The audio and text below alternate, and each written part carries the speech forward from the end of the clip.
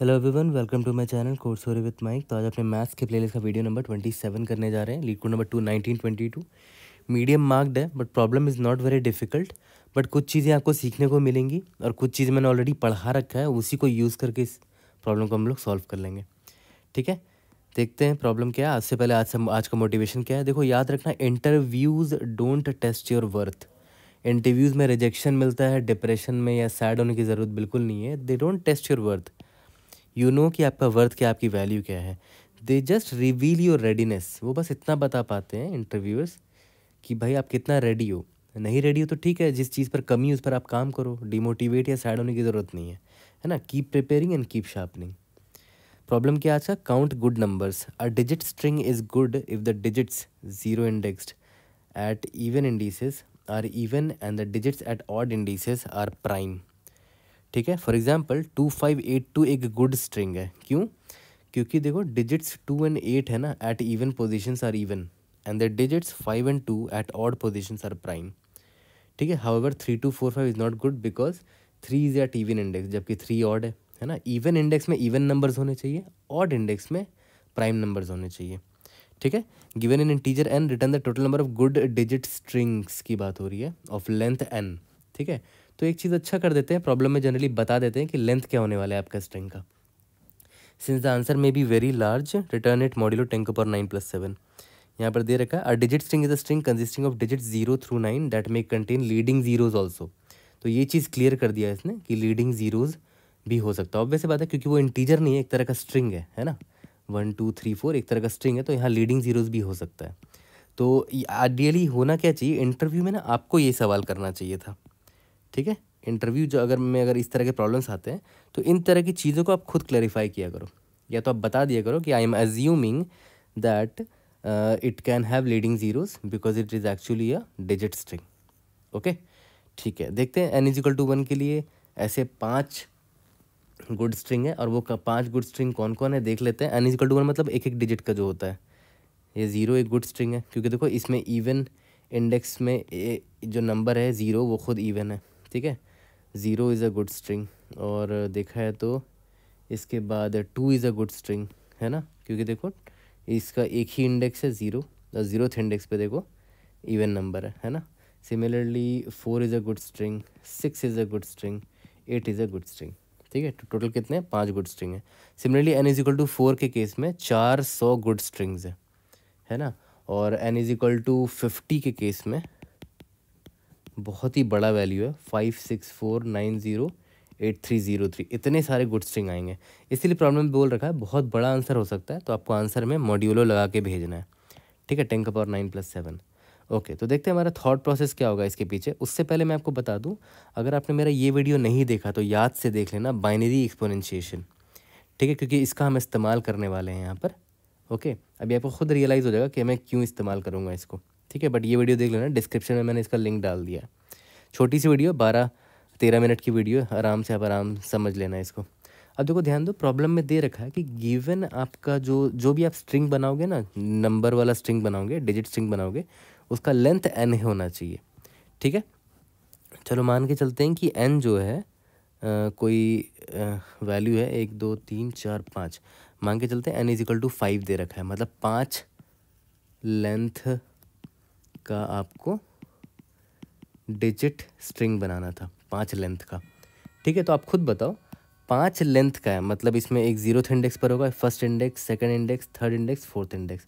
तो कितने even index है देखो तो, इवन इंडेक्स है 1 2 3, और ऑड इंडेक्स कितने हैं, 1 2। सिमिलरली एन अगर मान लेते हैं मेरा 6 होता, ठीक है, 6 लेंथ का होता है, 1 2 3 4 5 6। इसमें इवन इंडेक्स कितने हैं देखो तो, 1 2 3, और ऑड इंडेक्स कितने हैं, 1 3 5। तो पता है इससे आप सिंपली एक डिड्यूस कर सकते हो कि नंबर ऑफ इवन इंडिसेस, ठीक है, अगर गिवन लेंथ आपको पता है कि जो भी नंबर होने वाला है उसका लेंथ n है, तो पता है नंबर ऑफ इवन इंडेक्स कितना न होता है, n+1/2 पोजीशंस इवन होंगे। ठीक है, और similarly number of odd indices पता है कितने होंगे, सिंपली n/2। ओके, देख लो यहाँ पर वेरीफाई करके देख लेते हैं हम लोग। यहाँ पर देखो n इज इक्वल टू 5 था ना, कितने इवन इंडेक्स थे निकाल लेते हैं, 5 + 1/2 दैट इज़ 3। सही बात है, देखो एक इवन इंडेक्स है, 2 इवन इंडेक्स है, 3 इवन इंडेक्स है, और 5/2 से नंबर ऑफ ऑड इंडेक्स मिल जाएगा। 5/2 2 होता है, मतलब 2 ऑड इंडेक्स है। ठीक है, सिमिलरली यहाँ पर भी देखो 6 + 1/2 यानी कि 3, यानी कि 3 इवन इंडेक्स होंगे, 1 2 3, और 6/2 ऑड इंडेक्स होंगे, यानी कि 3 ऑड इंडेक्स होंगे, 1 2 3। बिल्कुल सही, मतलब ये फॉर्मूला हमने निकाला है। ओके, तो इसको मैं डब्बे में डाल देता हूँ कि ये एक बेसिक सी चीज़ थी जो पता होनी चाहिए आपको। ठीक है, तो चलो हमें इतना तो पता चल गया कि अगर आपको n दिया हुआ है ना, तो आप पता कर सकते हो कि कितने इवन इंडिसेस होंगे उसमें, और उसमें कितने ऑड इंडिसेस होंगे। ठीक है, अब एक बात बताओ, एक एग्जांपल ले लेते हैं। n इज इक्वल टू मान लेते हैं 6 था आपका, तो इवन इंडेक्स मैं लिख देता हूँ, ये इवन इंडेक्स है, ये इवन इंडेक्स है, ये इवन इंडेक्स है, ये 1 3 5 ये ऑड इंडिसेस है। अब एक बात बताओ, जितने भी आपको ये तो पता है कि कितने इवन इंडिसेस है ना, यहाँ से आप निकाल लोगे, और कितने ऑड इंडेक्स है वो भी आप निकाल लोगे, बट हर इवन इंडेक्स में कौन कौन सा नंबर डालोगे वो भी आपको ऑलरेडी बता रखा है। सबसे बेस्ट बात तो यही है कि हर इवन इंडेक्स में आप सिर्फ इवन नंबर डाल सकते हो, मतलब 0 डाल सकते हो, 2 डाल सकते हो, 4 डाल सकते हो, 6 डाल सकते हो, 8 डाल सकते हो। कितने पॉसिबिलिटीज़ है? 5 पॉसिबिलिटी है। यहाँ पर भी 0 2 4 6 8 डाल सकते हो, यहाँ पर भी 5 पॉसिबिलिटी है। प्रॉब्लम में दे रखा कि यहाँ लीडिंग में भी 0 डाल सकते हो, इसलिए यहाँ पर भी मैंने 0 लिखा है। 0 2 4 6 8, यहाँ पर भी 5 डाल सकते हो, है ना। 5 पॉसिबिलिटी है हर इन पोजीशंस पे।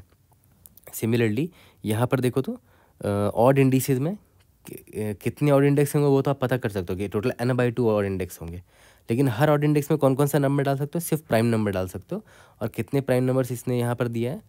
2 3 5 और 7 डाल सकते हो, है ना। यहाँ पर आप क्या क्या डाल सकते हो? 2 3 5 और 7 डाल सकते हो। कितने पॉसिबिलिटी है? 4 पॉसिबिलिटी है। 2 3 5 7 4 पॉसिबिलिटी है। यहाँ पर 2 3 5 7, यहाँ पर ही 4 पॉसिबिलिटी है। ठीक है, तो अगर आपको हर इंडेक्स के पोजीशन का पॉसिबिलिटी पता है कि कितने डिजिट्स वहाँ रख सकते हैं, तो सिंपल मैथमेटिकल वाला दिमाग लगाओ। ये एक्चुअली में मैथ्स का प्रॉब्लम है, प्योर मैथमेटिकल प्रॉब्लम है, जो हमने परमिटेशन कॉम्बिनेशन में पढ़ रखा है ऑलरेडी क्लास 8 9 10 में। आपको पता है कि यहाँ कितने पॉसिबिलिटी हैं, यहाँ कितनी पॉसिबिलिटी हैं, यहाँ कितनी पॉसिबिलिटी है, यहाँ कितनी पॉसिबिलिटी है, तो पूरे नंबर को बनाने में कितने पॉसिबल नंबर बना सकते हो?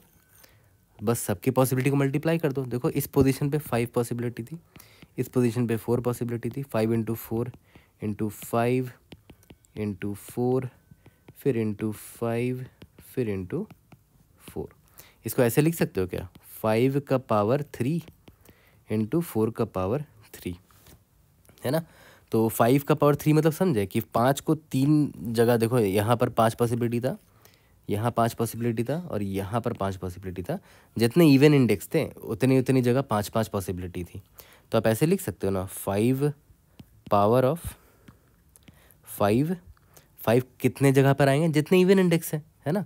तो कितने इवन इंडेक्स है? n+1/2 था, तो 5 का पावर n+1/2, ठीक है, मल्टीप्लाइड बाई पावर ऑफ, ये देखो 4 है ना, 4 पॉसिबिलिटी थी, और ये 4 पॉसिबिलिटी कौन कौन से इंडेक्स में थे? सारे ऑड इंडेक्स में 4 4 पॉसिबिलिटी थी। तो 4 का पावर जितने भी ऑड इंडेक्स है, कितने ऑड इंडेक्सेस हो सकते हैं? n/2 ऑड इंडेक्स हो सकते हैं। बस यही आपका आंसर था, है ना। देखो प्रॉब्लम आसान इसलिए था क्योंकि सिर्फ आपको काउंट बताना था, लेकिन अगर आपको ये निकालना पड़ता ना कि कौन कौन से वो नंबर्स है वो निकाल के दिखाओ, तब तो आपको रिकर्सिवली या बैक ट्रैकिंग की मदद से निकालना पड़ता, है ना। जिस तरह प्रॉब्लम्स नहीं होते हैं, सबसेट्स निकाल के दिखाओ सारे के सारे, तो उसमें क्या हम लोग बैक ट्रैकिंग ये सब यूज़ करते हैं। यहाँ पर भी कुछ वैसे ही यूज़ करते हैं, बट यहाँ पर हमें सिंपली काउंट निकालना था, इसीलिए नॉर्मल मैथ्स के अप्रोच से ये प्रॉब्लम बन गया। हमको बस पॉसिबिलिटी निकालनी थी कि हर पोजीशन पे कितने पॉसिबिलिटीज़ हैं। ठीक है, यहाँ तक क्लियर है? ओके, तो अब एक बात बताओ, इतना बड़ा बड़ा नंबर आ सकता है ना, वैल्यू तो बहुत बड़ा हो सकता है n का। अब n का पावर 5 का पावर मान लेते 1 लाख हुआ, तब तो बहुत बड़ा वैल्यू आ जाएगा ना, बहुत ही बड़ा वैल्यू आ जाएगा। तो अब मैंने आपको यहाँ पर सिखाया था बाइनरी एक्सपोनेंशिएशन वाले वीडियो में, मेरे मैथ्स कंसेप्ट्स एंड क्वेश्चंस के प्लेलिस्ट का वीडियो नंबर 2 है ये। मैंने आपको यहाँ पर यही सिखाया था कि जब आपको पावर निकालना होता है ना बहुत बड़े बड़े वैल्यू का, है ना, मान लेते a का पावर b निकालना है, बहुत बड़ा वैल्यू है b, ठीक है, तो उसके लिए हम क्या यूज़ करते हैं? इफ़िशिएंटली निकालने के लिए बाइनरी एक्सपोनेंशिएशन। मैंने ऑलरेडी इसका वीडियो बना रखा है, बहुत ईजी सा वीडियो है। और क्योंकि इसका टाइम कॉम्प्लेक्सिटी ना पता कितना हो जाता था, log ऑफ b में ये सॉल्व हो जाता था, है ना। तो यहाँ पर देखो इसको जब निकालोगे तो ये बाइनरी एक्सपोनेंशिएशन की मदद से log ऑफ n+1/2 में निकल के आ जाएगा, जिसको आप log ऑफ n लिख सकते हो अप्रॉक्सीमेट करके। और यहाँ पर भी मल्टीप्लाई कर दो तो ये भी log ऑफ n टाइम में निकल आएगा, है ना। आराम से log ऑफ n में आपका टाइम कॉम्प्लेक्सिटी में आपका ये प्रॉब्लम सॉल्व हो जाएगा। ओके, यहाँ तक क्लियर है। तो हम क्या करेंगे, सिंपली बाइनरी एक्सपोनेंशिएशन का कोड यूज़ करके पावर निकाल लेंगे और दोनों को मल्टीप्लाई कर देंगे, दोनों का पावर निकालेंगे, मल्टीप्लाई कर देंगे, ठीक है। तो मैं एक बार फिर से आपका रिवीजन करा देता हूँ। बाइनरी एक्सपोनेंशिएशन में मैंने किस तरह पावर निकालने वाला फंक्शन लिखा था। सिंपली इंट लिखेंगे, इंट फाइंड पावर। याद करो इसमें हम लोग a और b पास करते थे, है ना, ठीक है। और यहाँ पर सिंपली लिख देते थे कि अगर b = 0 है तो एनीथिंग टू द पावर 0 = 1, है ना। तो यहाँ सिंपली रिटर्न 1 कर देंगे। ओके, और इसके बाद क्या करते थे हम लोग, हाफ निकालते थे।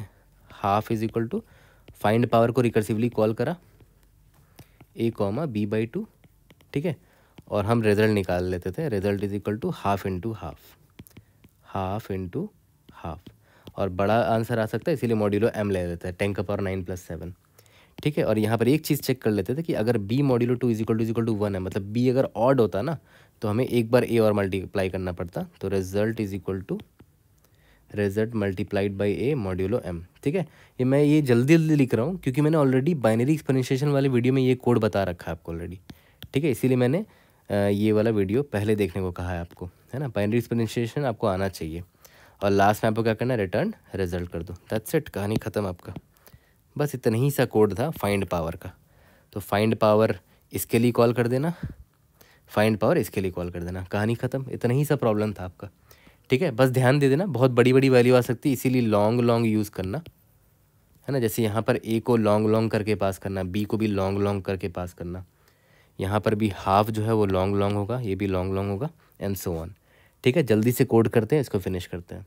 तो चलो कोड करके इसको फिनिश करते हैं। पहले तो फाइंड पावर मैं डिफाइन कर देता हूँ। यहाँ पर फाइंड पावर देखो मैंने लिख दिया है, इफ़ b = अगर 0 है तो a का पावर या एनी का पावर 0 = 1 ही होता है, ठीक है। इसके बाद मैंने क्या बोला था, लॉन्ग हाफ निकाल लेते हैं। फाइंड पावर कॉल कर लेंगे, यहाँ पर a पास कर देंगे और b/2 पास कर देंगे, ठीक है।